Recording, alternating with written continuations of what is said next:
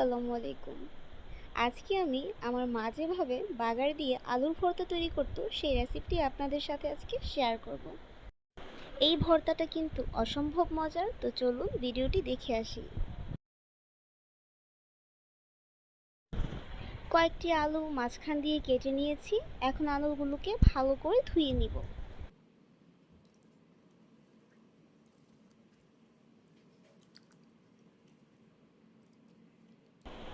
ধুয়ে নেওয়া হয়ে গেলে আলুগুলোকে পরিমাণ মতো লবণ ও পানি দিয়ে সিদ্ধ বসিয়ে দেব।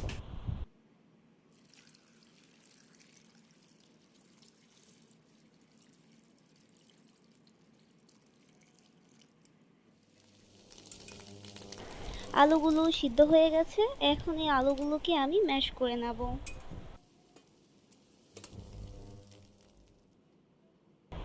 ফ্রাই প্যানে কিছুটা সরিষার তেল দিয়ে দিলাম। কয়েকটি শুকনো মরিচ আমি এই তেলে ভেজে নিব।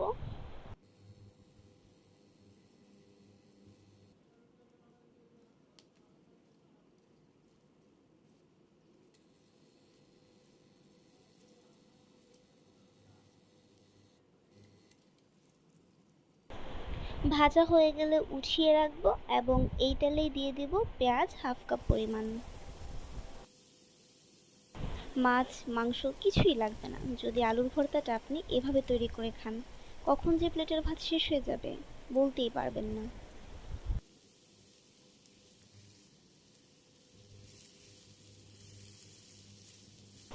আমি কিন্তু আর লবণ দিব না, কারণ আলুতেই লবণ আছে। শুধু পেঁয়াজটাকে নরম করার জন্য একটু লবণ দিয়ে দিব।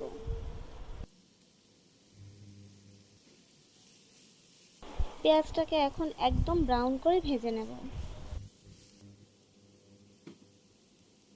দিয়ে দেব ভেজে রাখা শুকনো মরিচের গুঁড়া,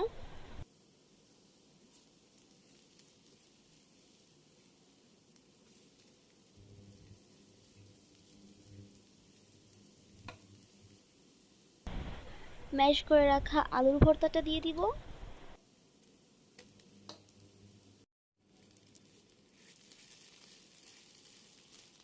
একটু সময় নিয়ে আলুটাকে একদম ভাজা ভাজা করে নেব।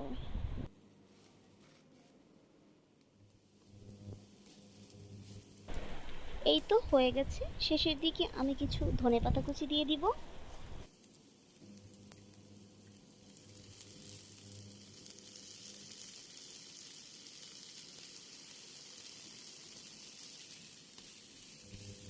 আশা করি ভিডিওটি ভালো লেগেছে। ভালো লেগে থাকলে লাইক, কমেন্টস এবং শেয়ার করবেন এবং আমাকে সাপোর্ট করার জন্য আমার চ্যানেলটি সাবস্ক্রাইব করবেন। আল্লাহ হাফিজ।